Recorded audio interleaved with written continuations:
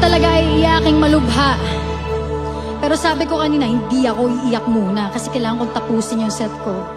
Pero sa totoo lamang po, hindi pa po ako sumasampa. Ako po'y naiyak na sa likod.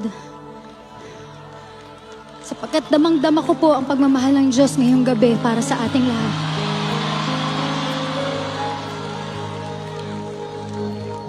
Kung ikaw ay meron pang pagdududa sa damdamin mo kung mahal ka ng Diyos, nakaray ka ng kaibigan mo, ng pamilya mo na pumunta dito, gumagawa siya ng paraan para sa'yo dahil gusto kanyang katagpuin. Kapatid, makinig ka. Galing kay Sister Yeng. Uy, mahal na mahal ka niya.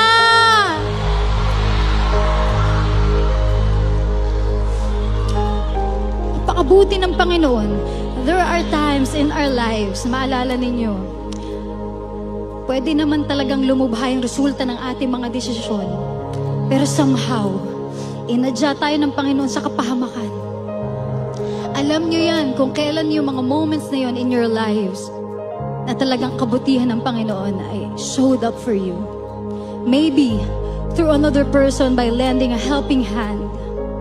Maybe through your parents. Maybe through a friend. That is God saying to you,